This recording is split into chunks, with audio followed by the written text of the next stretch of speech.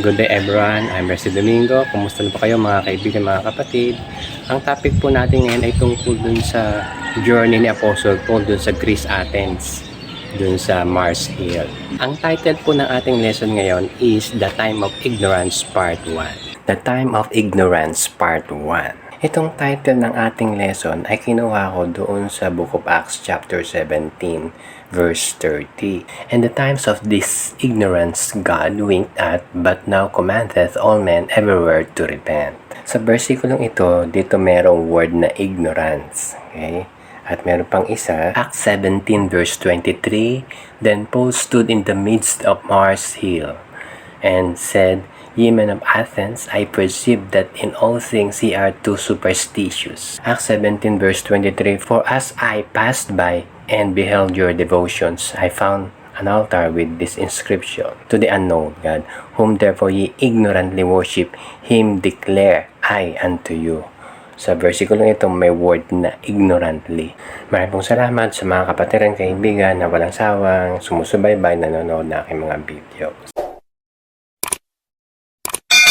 Dito sa ating pag-aaral ay magkakaroon tayo ng dalawang parts. Dito sa part 1 ay magkakaroon tayo ng introduction, and then sa part 2, Acts chapter 17 verse 22 to 32 na expound natin yung preaching ni Apostle Paul doon sa Mars Hill. Itong ating background picture, ito yung Athens. Ito yung Mars Hill doon sa Athens, Greece. Kung saan isa sa mga missionary journey ni Apostle Paul, nakarating siya ng Greece.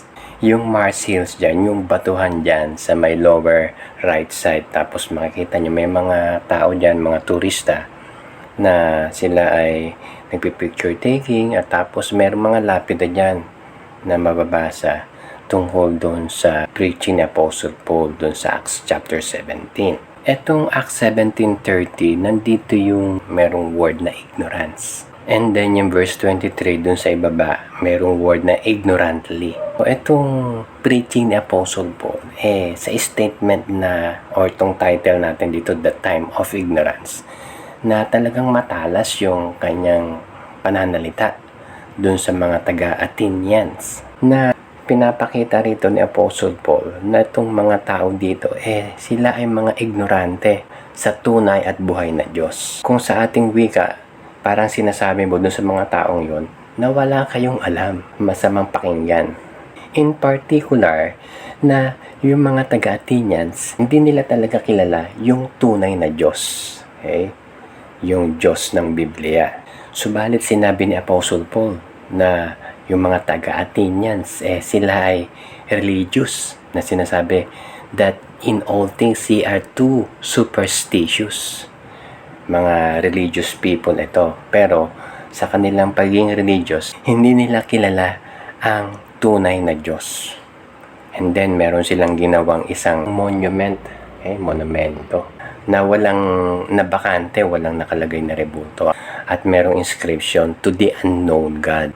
Dito nagsimula yung preaching ng Apostle Paul para ipakilala niya yung tunay na buhay ng Diyos. Kumolekta ako ng ilang mga pictures nung mga monumento dito sa Athens, na ang mga monumentong ito yung mga rebulto ng mga sinasamba nila mga Diyos-Diyosan. Ito yung actually video ito kaso hindi ko makopy yung video clip, kung kaya meron tatlong faces ng picture dito.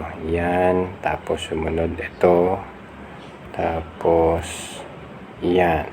Sabi nung narrator dito, andyan nakatype sa ilalim. Sabi, Well, if you could see everything that I'm looking at, there are the bases and the ruins of altars. So mga altar to, mga rebulto ng mga Diyos-Diyosan.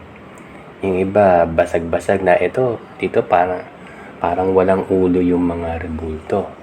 Yung iba, basag na, kita na lang kalahati. Ito ang sabi naman dito, The way around me it was said that it was easier to find a God in Athens than a person. Bakit nasabi yon? Ang sabi dito sa ilalim, 30,000 different shrines to different gods here. But it says that Paul was provoked. Yung iba empty, kasi basag na. Sa panahon ni Apostle Paul, ganito ang itsura nitong Mars Hill na buo pa yung mga rebulto. Okay? Maraming mga tao na mga buhay. Okay, siyempre, parang park ito, parang Luneta Park na pinupunta ng mga tao, pinapasyalan nila. Ang sabi dun sa Acts chapter 17 verse 21, "For all the Athenians and strangers which were there spent their time in nothing else but either to tell or to hear some new thing." Dito sa gitna, merong question mark na bakante yung isang altar dito, walang nakalagay na rebulto.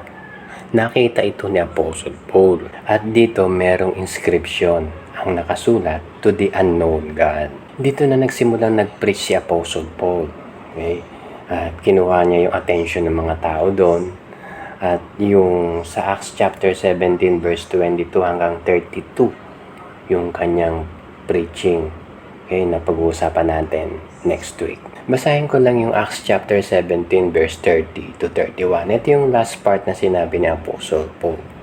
Ang sabi, "And the times of this ignorance God winked at, but now commanded all men everywhere to repent." Verse 31, "Because he hath appointed a day in the which he will judge the world in righteousness by that man whom he hath ordained, whereof he hath given assurance unto all men, in that he hath raised him from the dead."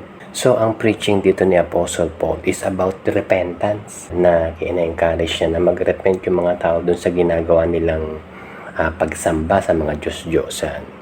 Dahil, sabi doon sa verse 31, magkakaroon ng judgment, okay? Judgment ng lahat ng mga tao, ng mga taong makasalanan, na sila ay paparusahan sa ginagawa nilang pagsamba sa mga Diyos-Diyosan.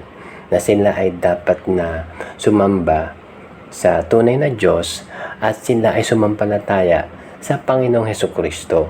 Doon sa last part nito sa verse 31, sabi, "In that he hath raised him from the dead," na tumutukoy sa Panginoong Hesukristo na namatay at muling nabuhay nung siya ay napako sa krus ng Kalbaryo, na kinakailangan nila magsisi ng kanilang kasalanan na pinagbayaran ng Panginoong Hesukristo doon sa krus ng Kalbaryo. Kung kaya kinakailangan nilang tanggapin si Kristo bilang tagapagligtas na nagbayad ng lahat ng kasalanan ng sangkatauhan. Okay? Maraming pong salamat sa inyong pagsubaybay. Hanggang sa muli, yung part 2 naman yung pag-uusapan natin. Pagpalain tayo ng ating Panginoon.